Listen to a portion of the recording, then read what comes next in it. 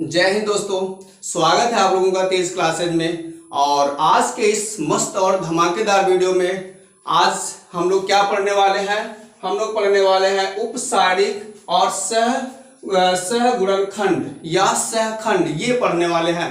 और ये टॉपिक बहुत ही बढ़िया होता है और इसकी सहायता से ही हम सारी के बड़े बड़े से क्वेश्चंस जो 8 नंबर के क्वेश्चंस होते हैं उन्हें हल कर पाएंगे। ये ज्ञात होना चाहिए। अगर ये ज्ञात हो जाता है तो फिर हम उन बड़े क्वेश्चंस को बड़ी आसानी से कर ले जाते हैं। तथा ये भी जान लीजिए बच्चों का ये बहुत ही वीक पॉइंट होता है। इसको समझने में सहखंड और उपसारिक, इसके बाद आता है सहखंडज, ये सब छोटे छोटी चीजें नहीं जानने की वजह से ही बड़े क्वेश्चन से वो नहीं लगा पाते हैं। तो आज हम लोग इन छोटे पार्ट्स को पढ़ेंगे और इसके बाद से फिर अगले और भी जो इसी से रिलेटेड पार्ट्स पढ़ेंगे और फिर आगे चल के सारिक को तो हम लोग पूरी तरह से ऐसे लगाएंगे कि एकदम हलवा बना देंगे। तो फिर चलते हैं इस टॉपिक में। पहला क्या है, उपसारणिक। हम लोगों को उपसारणिक पढ़ना है। उपसारणिक क्या होता है, नाम से ही पता चल रहा कि सारणिक क्या होता है। सारणिक नाम से ही पता चल रहा कि सारणिक जो होता है, सारणिक का कोई छोटा भाग ही तो उपसारणिक होगा। तो बस यही है, सारणिक के छोटे भाग को ही उपसारणिक कहते हैं। किसी भी सारणिक के किसी भी पद की बात करते हैं, उसके कॉलम और रो को छोड़ दिया जाए तो जो शेष भाग बचता है वही उसका उपसारणिक कहलाता है। और इससे हम क्या कहते हैं, माइनर मतलब m से शो करते हैं, m से शो करते हैं। जैसे कि ये एनसीईआरटी क्लास 12 एक्सरसाइज 4.4 का ये क्वेश्चन है, क्वेश्चन नंबर 1 और क्वेश्चन नंबर 2 हम लोग इसे पढ़ने वाले हैं। तो इसमें क्या कह रहा, देखिए कह रहा 2,0 और -4,3 का उपसारणिक और सहखंड ज्ञात कीजिए। तो पहले उपसारणिक ज्ञात करने को कह रहा, उसके बाद से कह रहा सहखंड या सहगुणनखंड ये ज्ञात करना है। तो हम उपसारणिक निकालते हैं। उपसारणिक M11 का क्या होगा, M11 का उपसारणिक क्या हो जाएगा, इसके कॉलम और रो को छोड़ दीजिए, जो पद बच रहा है वही इसका उपसारणिक कहलाएगा। जैसे M11 का हो जाएगा 1 कॉलम 1 और रो नंबर 1, मतलब ये पद ये बन जाएगा, वो A11 कहलाता है। और ये क्या कहलाता है, A12 कहलाता है। और ये A21 कहलाता है और ये A22 कहलाता है। क्यों कहलाता है, बात ये होती है का रो नंबर 1 और कॉलम नंबर 1 इसलिए 1 1, रो नंबर 1 कॉलम नंबर 2 इसलिए 1 2, ये रो नंबर 2 कॉलम नंबर 1 इसलिए 2 1, ये रो नंबर 2 कॉलम नंबर 2 इसलिए 2 2, ऐसा हो जाएगा। अब ये 1 ज्ञात करना है तो इसका उपसारणिक क्या हो जाएगा, इस वाले कॉलम को इस वाले रो को आप छोड़ दीजिए। तो इन दोनों को छोड़ने के बाद से क्या बच रहा, 3, तो यही बन जाएगा M11। और इसी तरह से अगर हम कह दें M21 क्या होगा, M21 क्या होगा, तो M21 बन जाएगा, M के इस रो को और इस कॉलम को छोड़ दीजिए तो क्या बच रहा, ये बच रहा, वही लिख दिया जाएगा और इस तरह से ये M21 बन जाएगा। तो ये कितना आसान चीज है और बस देखते देखते ही आ रहा होगा। इसी तरह से M22 की बात करते हैं या M12 की बात करते हैं तो ये M12 क्या हो जाएगा, बस आसानी से आप समझ रहे होंगे। M12 मीन्स ये वाला पद, अगर इस पद की बात करते हैं तो ये दोनों छूट जाएंगे तो बचेगा कौन, ये बचेगा, मतलब 0। तो इस तरह से हम उम्मीद करते हैं कि आप क्या निकाल ले जाएंगे, आप इसी तरह से M21 को ज्ञात कर लेंगे, M22 को भी ज्ञात कर लेंगे, ऐसा हमें उम्मीद है ये कर ले जाएंगे। तो फिर ये उपसारणिक हो गया। जैसे कि इस सवाल में भी हम उपसारणिक देख लेते हैं, दूसरे वाले में भी उपसारणिक देख लेते हैं। इसमें आप जान रहे हो कॉलम नंबर 1 रो नंबर 1 इसे कहेंगे 1 1, इसे कहेंगे 1 2 A11 A12 A13 ये बनेगा। इसी तरह से ये क्या होगा, दूसरा रो है, कॉलम पहला है A1 तो ये पहले रो लिखते हैं 2 1 ये बनेगा। ये कौन सा होगा, रो नंबर 2 और कॉलम नंबर 2 2 2 होगा। इसी तरह से ये बन जाएगा, ये रो number 3 A3 column number 1 A31। ये कौन सा पद होगा, रो नंबर 3 कॉलम नंबर 2 3 2 ये क्या हो जाएगा, रो नंबर 3 कॉलम नंबर 3 A33 तो ये बन जाएगा। इस तरह से इसका उपसारणिक हमें ज्ञात करना है। चलिए उपसारणिक निकालते हैं, माइनर निकालते हैं M11। तो देखिए M11 कैसे निकलेगा, M के कॉलम और M के रो को हम बंद कर देंगे, मतलब छोड़ देंगे, बाकी जो पद बचेंगे उसे लिखना होगा। मतलब ये थोड़ा हम मिटा लेते हैं, इसे हम मिटा लेते हैं। तो फिर देख रहे हैं क्या हो रहा, M11 means column number row number 1 column number 1 को छिपा दिया। इसे छिपा देने के बाद से क्या बच रहा, यही बच रहा, क्या कह सकते हैं 5 1 -1 और 2 ये बच रहा है ना, ये बचेगा।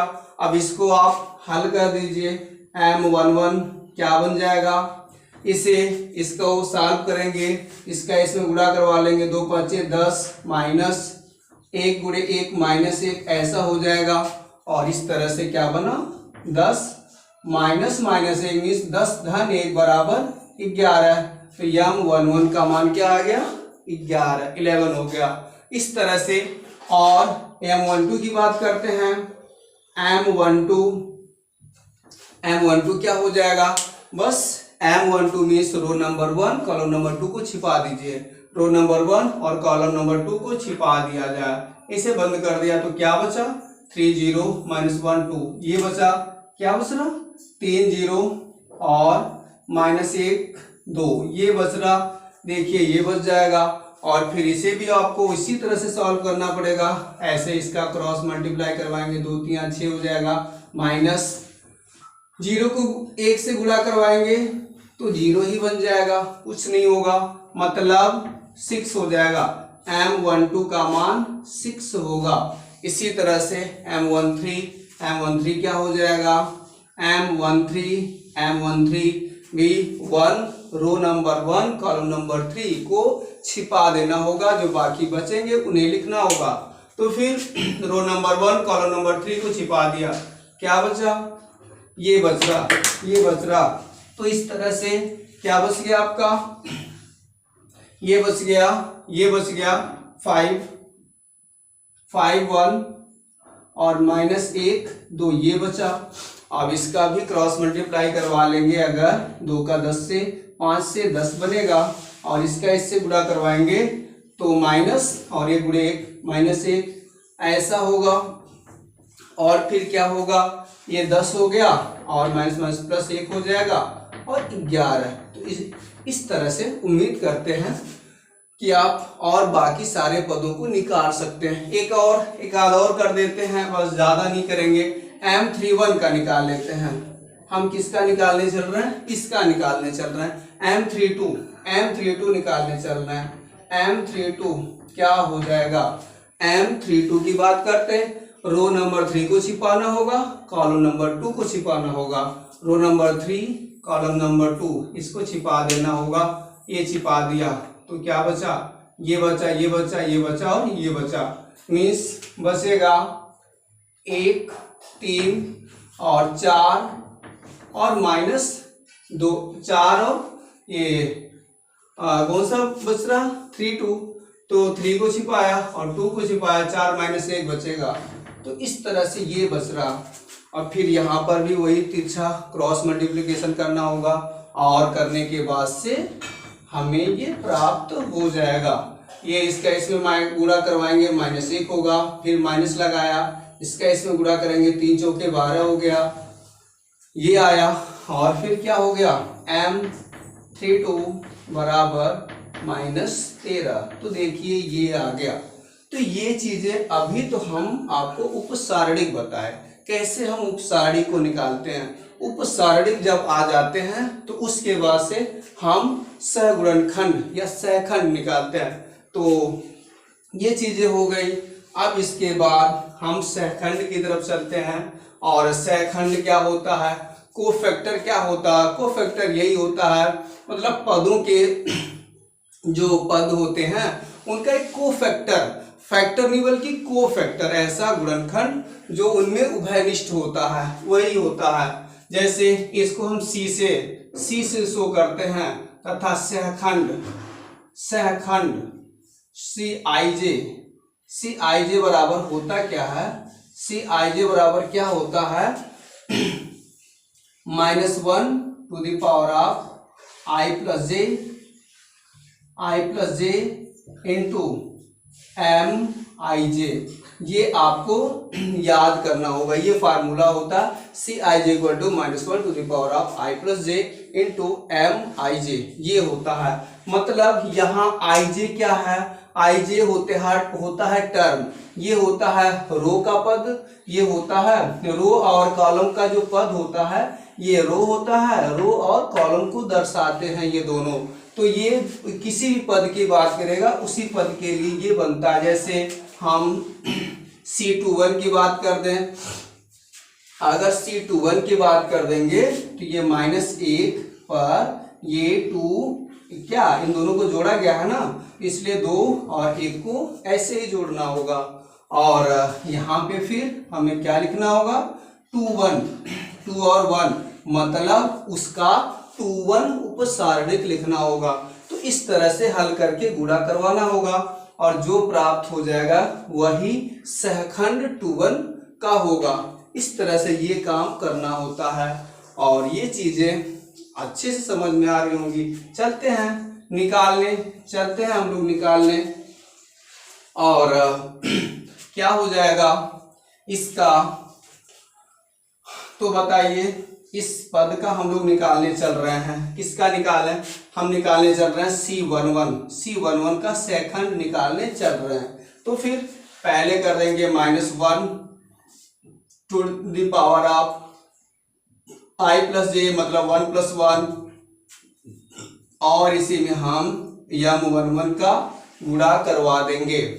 और एक बात और जान लीजिए, -1 पे अगर सम नंबर का घात होता है, सम घात होगी तो -1 का वैल्यू हमेशा +1 आता है। और -1 पे अगर विषम की घात होती है तो इसका मान हमेशा -1 ही आएगा। तो इस तरह से अब बताइए 1 + 1 2 हो जाएगा, 2 होने का मतलब -1 पे सम की घात है इसलिए 1 ही होगा। और M11 का मान बताइए क्या है 3, तो इस तरह से ये 3 हो गया और 3 × 1 3, तो इस तरह से C11 का मान 3 आ गया। कितना आसान सा है। फिर इसी तरह से हम अगले को भी निकाल लेते हैं। किसको निकालें, C22 निकालते हैं, C22 निकालते हैं। तो C22 निकालेंगे तो -1 लिखें और यहाँ पर इन्हें जोड़ देना होगा, 2 + 2 कर देना होगा और इन्हें जोड़ दिया और इनटू M22 करना पड़ेगा। तो क्या हो जाएगा, -1 पे सम की घात 2 × 2 4, सम है, सम घात होने का मतलब -1 का +1 ही रह जाएगा। विषम होता, अगर यहाँ 3 रहा होता तो विषम हो जाता और विषम हो जाता तो -1 का -1 रह जाता। लेकिन ये अगर प्लस में है और प्लस में है तो फिर 1 का 1 ही रह जाएगा।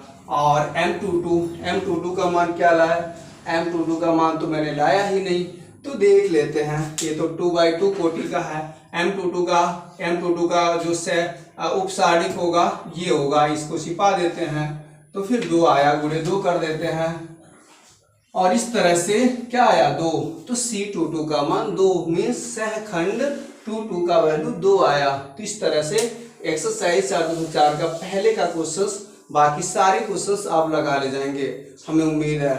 तो इस तरह से अब हम इसमें चलते हैं, इसके क्वेश्चंस कुछ देखने। और इसमें हम लोगों ने तो उपसारणिक निकाला और अब सहखंड निकालने चल रहे हैं। सहखंड कैसे निकलेगा, तो इधर इधर मिटा लेते हैं और इधर सहखंड निकालते हैं। तो क्या हो जाएगा, सहखंड कैसे हमें प्राप्त होगा। देखिए बहुत आसान काम, कुछ भी नहीं है। सहखंड किसका निकाला जाए, सहखंड इसका निकाला जाए, C12 का निकाला जाए। चलिए C12 का निकालते हैं। C12 का क्या होगा, -1 टू द पावर ऑफ 1 + 2 ये बनेगा। पहले -1 पर 1 और 2 को जोड़ना होगा और into m to the power m into 1 2, ये 1 2 जो उपसारिक 1 2 है उसका इसमें गुणा करवाना होगा। तो फिर क्या बन जाएगा, ये C12 का मान -1 पे अब की बार तो विषम घात आ गई। 1 और 2 को जोड़ेंगे तो क्या होगा, 1 और 2 को जोड़ेंगे 3 होगा, 3 एक विषम नंबर है, इसलिए -1 का ये -1 ही रह जाएगा।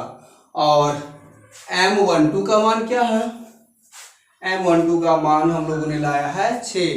तो इस तरह से यहाँ पे 6 से गुणा करवा लेते हैं। C12 का मान 6 गुणे -1 -6।